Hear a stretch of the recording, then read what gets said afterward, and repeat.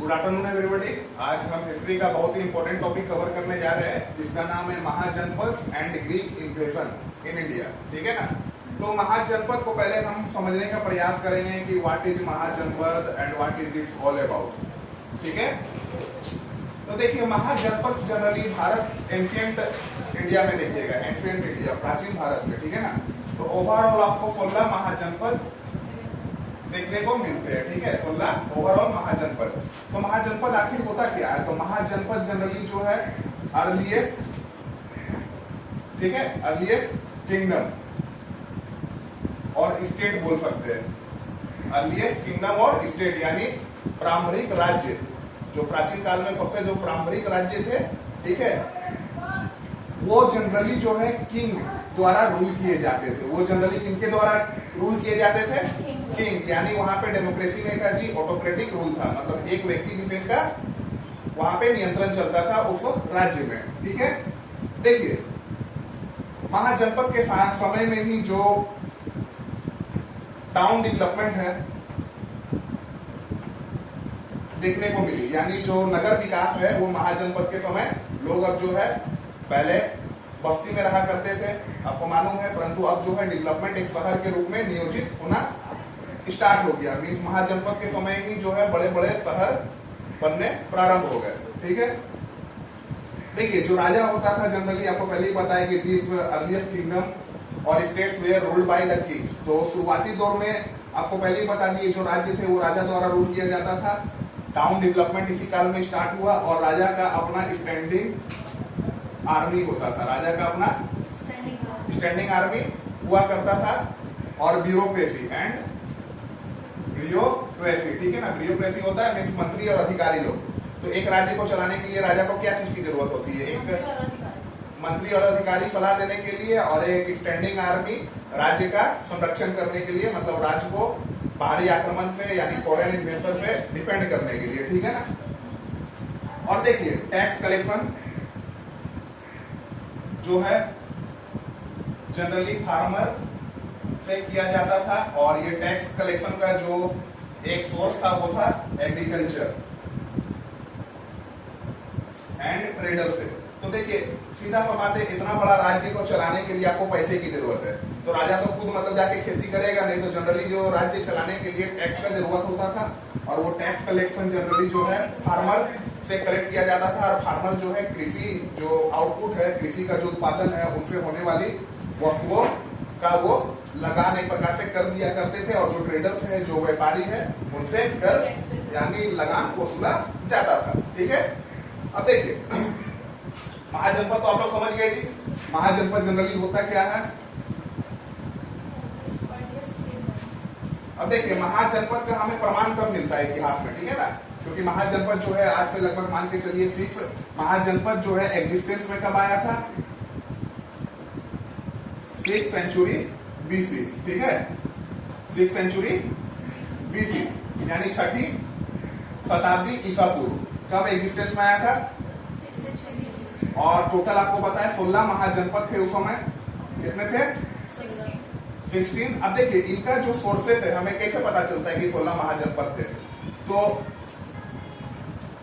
जो Buddhist text है, जो बुद्धिस्ट टेक्स्ट है, ठीक है, इनका नाम है अंगतुर निकाय।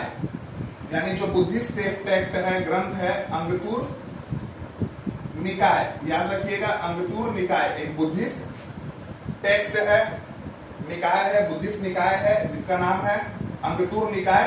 उससे हमें महाजनपद का बारे में पता चलता है। दूसरा जैन धर्म का जो टेक्स्ट है, जैन टेक्स्ट जिसका नाम है भगवती सूत्र, भगवती सूत्र। ठीक है। दूसरा हमें जैन टेक्स्ट से पता चलता है जिसका नाम है भगवती सूत्र। इन दोनों के माध्यम से हमें महाजनपद की जानकारी प्राप्त होती है। अब देखिए महाजनपद का जो एडमिनिस्ट्रेशन था, महाजनपद का जो एडमिनिस्ट्रेशन था, इसकी सर्वप्रथम जानकारी हमें याद रखिएगा एतरई ब्राह्मण। किससे? एतरेई ब्राह्मण से हमें प्राप्त होती है। यानी जो महाजनपद के समय जो आपका प्रशासन व्यवस्था था उसकी जानकारी, एडमिनिस्ट्रेशन का जानकारी हमें सर्वप्रथम एतरेई ब्राह्मण से प्राप्त होती है। ठीक है, तो ये सब चीज जो है माइंड में रखने का है, बहुत ही इंपॉर्टेंट चीज है। ठीक है, ये सब आप लोग देख लीजिए, काफी इंपॉर्टेंट है और जनरली जो है हिस्ट्री में बच्चे लोग फंसते हैं कोई भी कॉम्पिटिटिव। अब देखिए, आपको थोड़ा इसको कंसेप्ट में समझने के लिए हम एक डायग्राम का निर्माण करते हैं। ठीक है, तो देखिए, महाजनपद के समय अलग अलग राज्य के अलग अलग जो शासक होते थे उन्हें विभिन्न नामों से जाना जाता था। जो आपका ये साइड हो गया ईस्ट, ये समझ लीजिए साउथ, ये हो गया नॉर्थ, ये हो गया वेस्ट। तो वेस्ट जो राज्य है, ठीक है, वेस्ट राज्य जो महाजनपद आपका वेस्ट साइड में पड़ता था। जो महाजनपद 16 महाजनपद में जो महाजनपद वेस्ट साइड यानी पश्चिमी साइड पड़ता था उसके राजा को स्वराज कहा जाता था। वेस्ट में महाजनपद के राजा को क्या कहा जाता था? किंग को स्वराज। ईस्ट में कहा जाता था जी सम्राट। ईस्ट में क्या कहा जाता था यानी पूर्वी दिशा में, साउथ में भोज। ठीक है, और सेंट्रल में यानी मध्य भारत में राजा, और नॉर्थ में याद रखिएगा, नॉर्थ में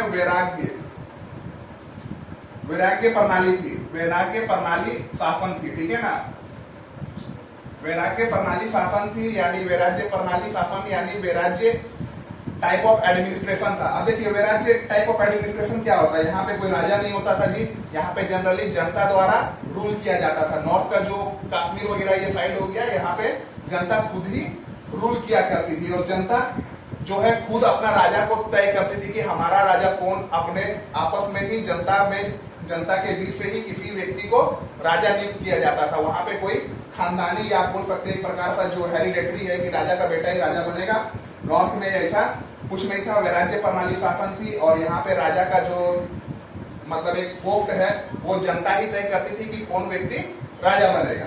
तो एक बार फिर समझ लीजिए, वेस्ट में स्वराज्य कहा जाता था, ईस्ट में सम्राट, नॉर्थ में वैराग्य प्रणाली थी जहां जनता खुद तय करती थी कि उनका राजा कौन होगा, सेंट्रल में राजा कहा जाता था और साउथ में भोज। ठीक है, क्लियर हुआ? अब देखिए,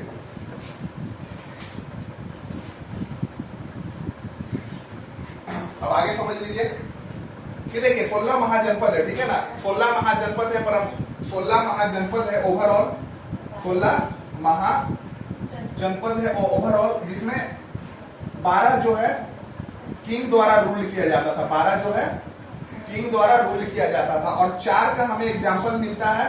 ठीक है, यानी 12 किंग द्वारा रूल किया जाता था यानी ऑटोक्रेटिक रूल था जहां पे एक व्यक्ति सारा नियम कानून तय करता था।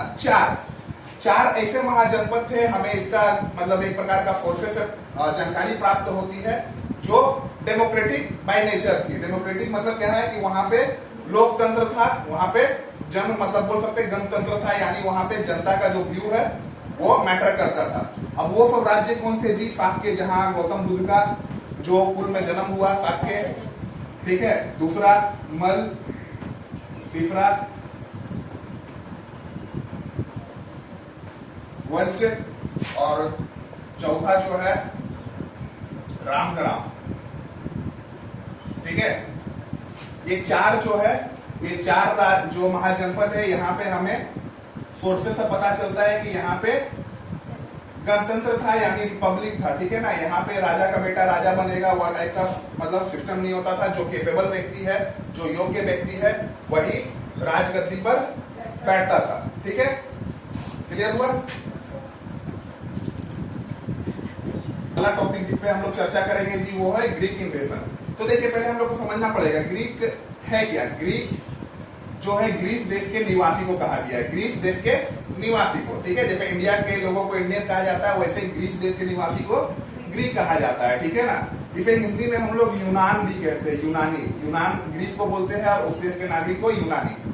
ठीक है, अब देखिए भारत में अगर याद रखिएगा, भारत में बहुत ही इंपॉर्टेंट चीज है, भारत में अगर सर्वप्रथम किसी बाहरी मुल्क ने, किसी बाहरी देश ने आक्रमण किया है, ठीक है ना, तो वो ग्रीक लोगों ने किया है, ग्रीक। ठीक है, सर्वप्रथम जो आक्रमण है वो ग्रीक लोगों ने किया है। और ग्रीक में सर्वप्रथम किस राजा ने किया जी? तो डेरियस वन, डेरियस वन, ठीक है ना। अब देखिए डेरियस वन जो है उसने सर्वप्रथम भारत पर आक्रमण किया, और देखिए इसके आक्रमण जो है खास करके जो आक्रमण ये करते थे, तो ये जो इंडिया अगर आप देखोगे एक रफ मैप में इस प्रकार कुछ इंडिया का प्राचीन काल में मैप था, ठीक है ना। तो जो भी आक्रमण होता था ये आप याद रखिएगा वेस्टर्न फ्रंटियर पे होता था, यानी पश्चिमी साइड से भारत में आक्रमण होता था, ठीक है ना। वेस्टर्न फ्रंटियर यानी ये साइड से। तो ये लोग जो आक्रमण होता था जनरली उस समय काबुल, अफगानिस्तान, पाकिस्तान ये सब जो है इंडिया का ही पार्ट थे। तो ये जो आक्रमण होता था ये वेस्टर्न फ्रंट से होता था, और ये लोग जो है खासकर ये अफगानिस्तान, पाकिस्तान और भारत के पंजाब क्षेत्र तक ही पहुंच पाते थे, क्योंकि इसके बाद जो है उन्हें रिवर क्रॉस करना पड़ता था। बड़ी बड़ी नदियां थी, जैसे रावी हो गया, झेलम हो गया, ब्यास हो गया, ठीक है। तो जनरली जो है ये लोग जब आक्रमण भारत में जब ग्रीक का स्टार्ट हो गया तो भारत के संस्कृति पे भी कुछ प्रभाव पड़ा।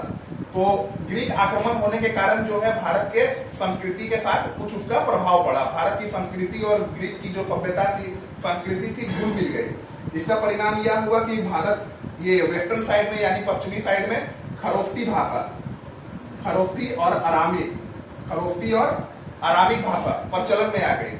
देखिए ग्रीक के आक्रमण के पश्चात ही देखोगे जो इंडियन कल्चर है और ग्रीक कल्चर मिक्स हो गई, ठीक है ना।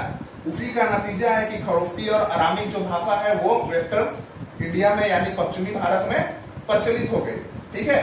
बाद में अशोक भी जो है अपना जो अभिलेख है ये आपका वेस्टर्न पश्चिमी साइड में मतलब जो है आपका खरोष्टी भाषा में ही लिखवाता है, क्योंकि इस साइड में जो है ग्रीक आक्रमण का लगातार होने के पश्चात ये ग्रीक की जो कल्चर है, जो संस्कृति है, भारत के संस्कृति में मिल गई। तो खरोष्टी और अरामिक जो भाषा है उसका प्रचलित एक प्रकार से बोल सकते हैं प्रचलन जो है काफी प्रचलित हो गया। अब देखिए खरोष्टी भाषा का क्या है जी फीचर, ये लेफ्ट से राइट लिखी जाती है, लाइक अरबिक। अरबिक में हम लोग लेफ्ट से राइट लिखते हैं, बाकी जो है हम लोग राइट से लेफ्ट की ओर लिखते हैं, परंतु खरोष्टी का जो फीचर है ये लेफ्ट से राइट की ओर जाता है, ठीक है। दूसरा क्या प्रभाव पड़ा जी भारत की संस्कृति में, ठीक है। Indo Greek were the first person to use gold coin. Indo Greek जो है यानी ये यूनानी लोग यानी ग्रीक लोग पहले व्यक्ति थे जो भारत में सोने के सिक्के चलाए, ठीक है ना। अब देखिए तीसरा जो है इन्होंने जो फिल्म में आप लोग देखते होंगे, पहले अगर सिनेमा घर में गए होंगे तो फिल्म की स्टार्टिंग से पहले और बाद में पर्दा खुलता था, पर्दा लगता था थिएटर में। तो ये जो है जो पर्दा प्रचलन है इन्हीं के द्वारा भारत में प्रचलित हुआ, ठीक है ना। जो पर्दा प्रचलन है इन्हीं के द्वारा ग्रीक लोगों के द्वारा ही शुरुआत की गई।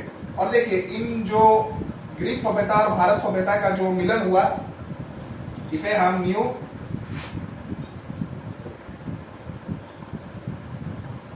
हैस्टिक कहते हैं, ठीक है।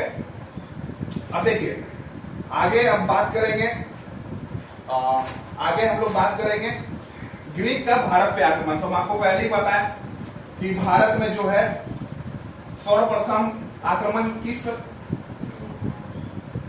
साम्राज्य का हुआ था जी, तो ग्रीक। और ग्रीक साम्राज्य का यानी इंडो जो ग्रीक है उनका सर्वप्रथम रूलर कौन था जो भारत पे आक्रमण किया, डेरियस प्रथम, ठीक है ना, डेरियस प्रथम। और बताया कि इसके आक्रमण के बाद ही जो है भारत और ग्रीक की जो कल्चर है वो काफी मिक्सअप हो गई, ठीक है। अब देखिए जब डेरियस वन के बाद जब ग्रीक में डेरियस वन के पश्चात जब ग्रीक में अलेक्जेंडर बोल के एक व्यक्ति था, जब इसका उत्थान हो रहा था ग्रीक में, अलेक्जेंडर यानी सिकंदर बोल के जो व्यक्ति था वो अपने देश ग्रीक में उत्थान कर रहा था यानी राइज कर रहा था।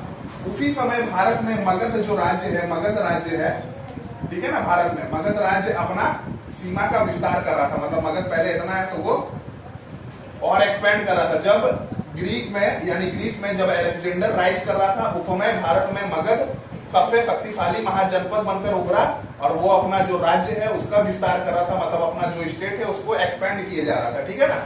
अब देखिए अलेक्जेंडर जो है एरिस्टोटल का शिष्य था।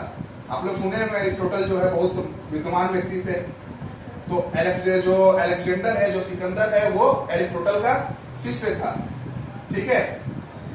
332 बीसी में उसने भारत पर आक्रमण किया। अब देखिए उसने भारत पर आक्रमण किया तो सर्वप्रथम भारत पर आक्रमण करना इतना आसान नहीं था जी, क्योंकि भारत जो है आपको पहले ही पता है कि जितना भी आक्रमण हुआ है वो भारत के पश्चिमी यानी वेस्टर्न साइड से ही हुआ है, ठीक है ना। ये जो एरिया था वेस्टर्न साइड इसी साइड से किया जाता था। और ये साइड देखोगे आपका ग्रेटर हिमालय है, ग्रेटर हिमालय है, तो उन पहाड़ियों को पास करना इतना आसान नहीं था। तो हिमालय के बीच में देखिएगा आपका पतला पतला जो रास्ता है, जो दो पहाड़ के बीच में पतला पतला एक घुमावदार आप लोग देखे होंगे रास्ते होते हैं, उसको दर्रा बोलते हैं, उसको हम लोग पास बोलते हैं। तो ये जो सिकंदर की सेना है वो खैबर पास को क्रॉस कर कर भारत में प्रवेश किया, खैबर पास को क्रॉस करके भारत में प्रवेश किया, ठीक है ना। अब देखिए प्रवेश करने के बाद जो है सर्वप्रथम सिकंदर ने अस्ती को परास्त किया। अस्ती एक राजा था, ठीक है, अस्ती को परास्त किया यानी हराया। अस्ती राजा था और उसका कैपिटल था पुष्कलावती, पुष्कलावती, ठीक है।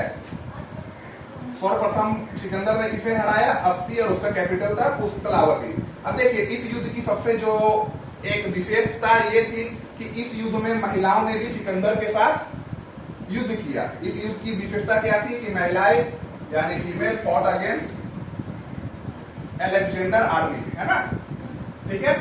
उसके बाद अलेक्जेंडर जो है तक्षशिला, तक्षशिला आप लोग नाम सुने होंगे, भारत का बहुत महत्वपूर्ण जगह था। यहीं जो आचार्य चाणक्य है शिक्षा दिया करते थे। ये पाकिस्तान में अनफॉर्चुनेटली चला गया। तक्षशिला का जो राजा था अंभी, कौन था? वो सिकंदर से बिना लड़े सिकंदर को सरेंडर कर दिया, ठीक है। वो बिना सिकंदर से लड़े सिकंदर को सरेंडर कर दिया। और अंभी जो है वो सिकंदर को पोरस पे हमला करने के लिए, पोरस एक राजा था, अंभी और पोरस के बीच में आपसी म्यूचुअल एक प्रकार से बोल सकते हैं जो ट्रस्ट का भावना नहीं था, दोनों एक दूसरे के शत्रु थे अंभी और पोरस। तो उसने जो है बिना लड़े सिकंदर के सामने सरेंडर कर दिया और अंभी ने पोरस के खिलाफ सिकंदर को भड़काया। तो सिकंदर की सेना ने, याद रखिएगा, झेलम नदी, सिकंदर की सेना ने झेलम नदी को क्रॉस कर, ठीक है, पोरस के साथ युद्ध किया। झेलम नदी को क्रॉस कर, ये बहुत इंपॉर्टेंट है, झेलम नदी को क्रॉस कर पोरस के साथ युद्ध किया। देखिए पोरस और सिकंदर के बीच में बहुत अच्छा फाइट चला, ठीक है ना, परंतु बहुत एक मतलब होता है ना दो शत्रु बराबर का, तो लगभग बराबर के थे, बट एनी हाउ सिकंदर जीतने में सफल रहा।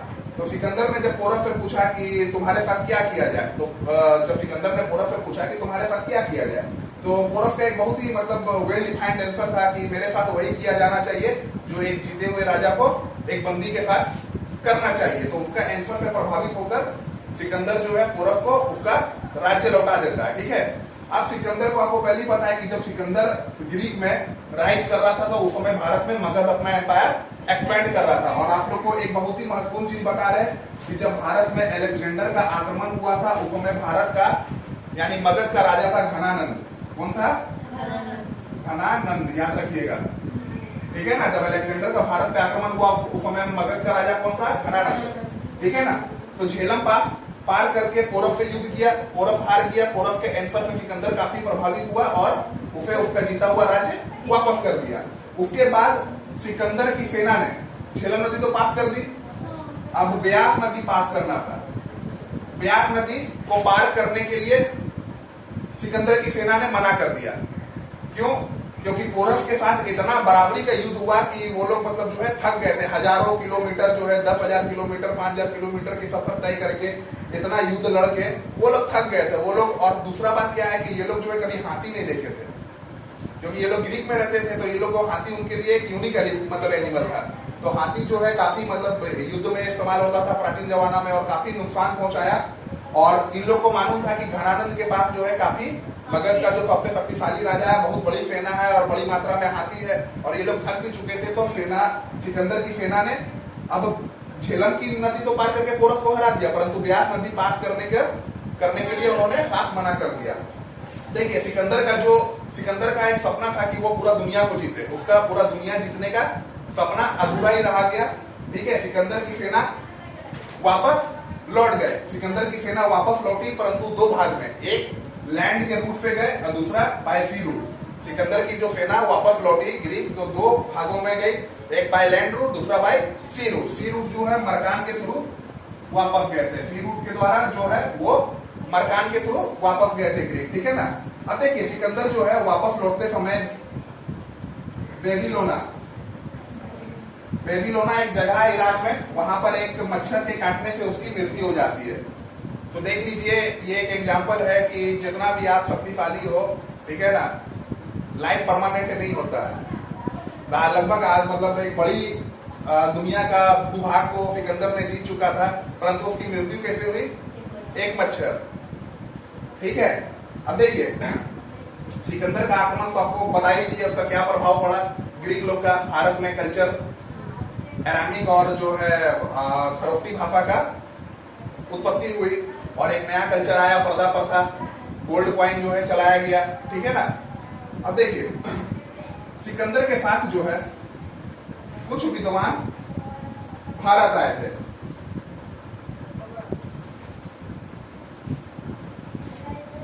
सिकंदर के साथ कुछ उसके साथ विद्वान यानी फिलोसोफर भारत आए थे, जिनका नाम था निरियाकस एंड एरिस्टोबुलस। निरियाकस एंड एरिस्टोबुलस दो विद्वान सिकंदर के साथ भारत आए थे, जिनका नाम था निरियाकस एंड एस्ट्रोबुलस, ठीक है। ये भी आपको ध्यान में रखने का चीज है, ध्यान रखिएगा। अब देखिए सिकंदर जब वापस गया तो वो भारत का बहुत बड़ा हिस्सा जीत चुका था।